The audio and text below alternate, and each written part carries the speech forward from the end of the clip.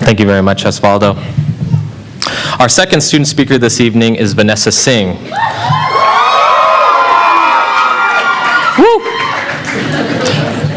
Vannesa L. Sing is from Port Orchard, Washington, and is a proud graduate of Washington State University, especially since her older sister, father, aunt, and uncles are all University of Washington alumni. So she has said that she is pretty much the lone coug in the doghouse. During Vanessa's time in Pullman, she fell in love with the multicultural community and served as Shaping Conference co-chair, APAS chair, and a proud member of the lovely Sisterhood of Chi Delta Sigma sorority.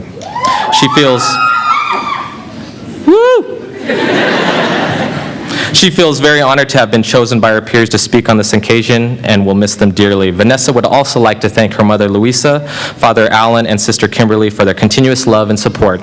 And she'd like to say go Cougs, but I'm sure she'll tell you in person. So please help me welcome Vannesa to the stage.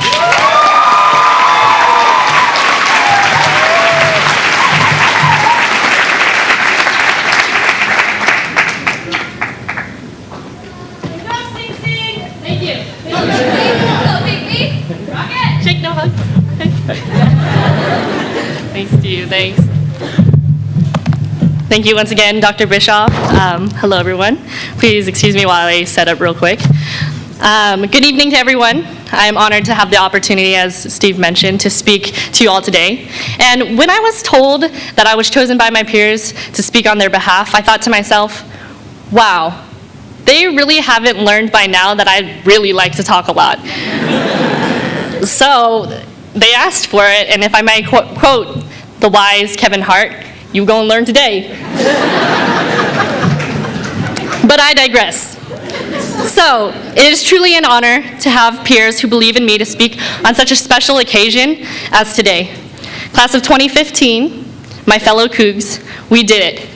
What a great accomplishment we have achieved. In 4 years, we did something that not everyone can say they've done. We survived in the middle of wheat fields. Now, if you ask me, that's a great accomplishment, so give yourself a hand. But in all seriousness, today is a momentous occasion for each and every one of us in this room. We not only celebrate the graduation of these fine, educated individuals beside me, we are also celebrating the symbol of hope for our society that is embodied in each and every one of these graduates. We see them sitting here today as the passionate and determined few who earned a degree to make a difference in the world. Whether they're striving to make a better life for the human race, their state, their community, their family, or even themselves, they're not the hopeless dreamers, but rather the hopeful reality creators of our future. But before I talk about the future, let's first bring it back to college. It has been a long journey indeed, and the life of a student has been a daily struggle. Am I right?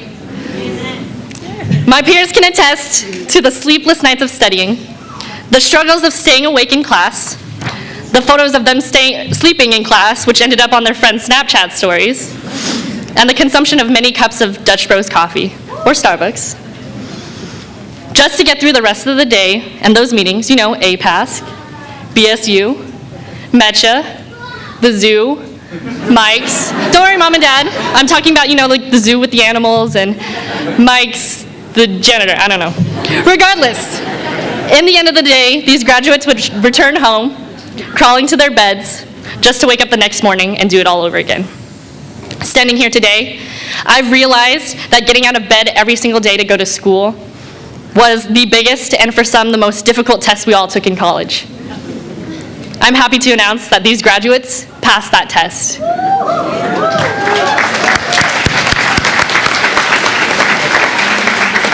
And you learn a lot from tests, just like you learn a lot from college. I personally think tests in college are very similar.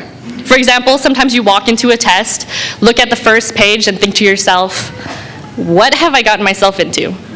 Or even, I should have prepared more for this. And if you were lucky, you might have even said, I got this in the bag. And I'm sure these students beside me have said at least one of these things when they first arrived in Pullman. I can say for myself that I've learned a lot here at WSU. But there are 3 important lessons that I would like to share with you now. Not because I think my knowledge is worth sharing, but rather because I would like to reassure my parents that their money was not wasted. So, to start off, my first lesson I learned was from an enlightening Canadian named Aubrey, or more commonly known as Drake. Okay? Drake taught me the lesson of woes. Now, for those of you who don't know what WOES is, WOES stands for Working on Excellence Squad. I prepped them for that. Your WOES are your support system, the people who never leave your side, help you every step of the way, whether at a walking pace or running. They come in all different forms. They may be your advisor, your professor, your friends, or your family. Without them, college would have been lonely and a whole lot harder.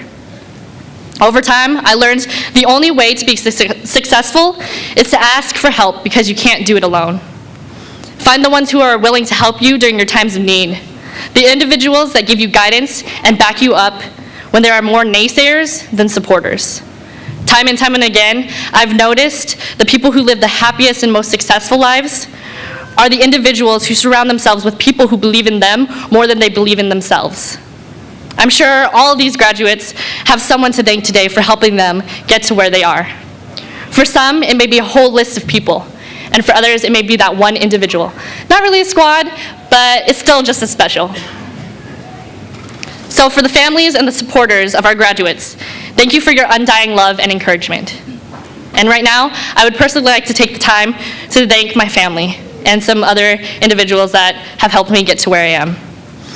Though we've been separated for 4 years by 326.7 miles, yes, I Google mapped it, so you can cite that. Thank you for reassuring me that the distance from my loved ones was worth the end result. To my grandmother, who traveled all the way from Hong Kong, I would like to say, 多謝婆婆搭飛機嚟參加我畢業禮，我識晒你同公公，多謝晒。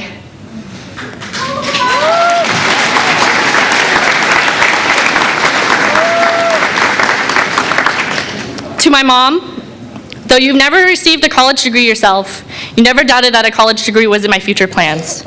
Thank you for always believing in me. This diploma is for the both of us, because through your sacrifices, you earned this degree as much as I did. To my dad, my sister, the biological one, Kim. I'm in a sorority, so there's a lot of sisters. My Aunt Helen and my Uncle John. Even though you all graduated from the School of Purple and Gold, the one that must not be named, thank you for opening your hearts to accept this coug into your doghouse. But honestly, we all know who made the better decision.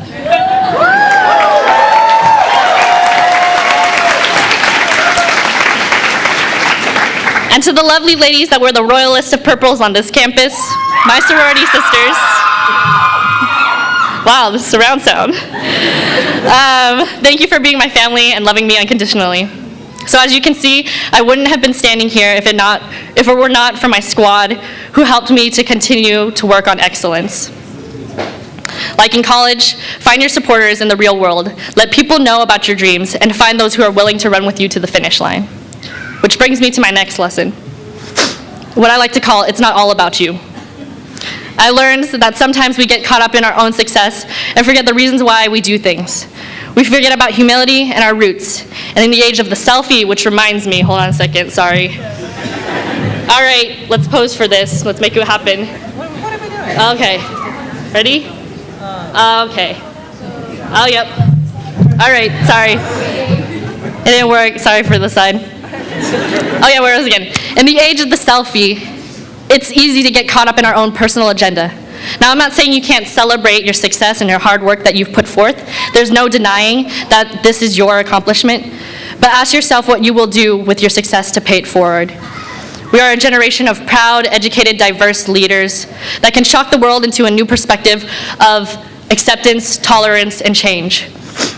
Whether we see the riots and police brutality in Baltimore, or walk on Greek Row and hear racist slurs, as an individual with the most dangerous weapon, an educated mind, what will you do to make the change? Anyone you meet is going to wonder what you are capable of, so use your education to benefit the lives you encounter. Your name may be on that diploma, but how you apply what that paper symbolizes is what's important. And so for my third and final lesson, I know I warned you guys, I talk a lot. I like to call it, everything in life happens for a reason. Now, some of you might think that's a presumptuous statement, but I promise I have a really good story to back it up. Not everything happens the way we want it, and life is sure to bring us more derailed plans. And it's easy to get frustrated. Trust me, I switched my major 3 times, but I'm still here.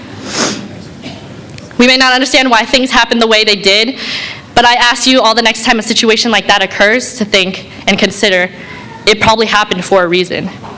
You were put on a different path that could lead you to more opportunities. Now here's where my story comes into play. Once upon a time, there was a senior in high school named Vannesa Sing. Not me, a different person, I promise. She followed her older sister's footsteps, was the captain of the dance team, first chair trumpet player, Girl Scout, and a good student. Nessa had her sights set on following her family legacy to attending some University of Washington school. One day, Nessa returned home to find a normal business-sized letter from some University of Washington school and was very eager. When she opened it, she was devastated. She got rejected. After contemplating what she had done wrong and not understanding why she didn't get in, even though she played by the book, Nessa soon wiped her tears and got over it. She decided to go on a different path. She put her crimson slippers on, followed that yellow wheat hills to go to the school in the Crimson City of Pushwoman, where she lived happily ever. Okay, I get it, stop staring. I'm Vannesa Sing, you got me, okay? How'd you figure it out? Nonetheless, we're telling the truth here, so I got rejected from UW, and I was devastated. Mom, didn't I cry? Yep, she's nodding. I did cry. But what can you say? I was young and naive. But the true moral of the story is that had I held on to that grudge of wondering why I wasn't good enough for UW, I might have never given a reason to why I should try to go to WSU. I wouldn't have learned to fall in love with Pullman and the people in it. I wouldn't have met all of these caring and loving individuals, the friends, staff, and faculty that are sitting around me. And more importantly, I wouldn't have had the opportunity to thank the University of Washington for rejecting me.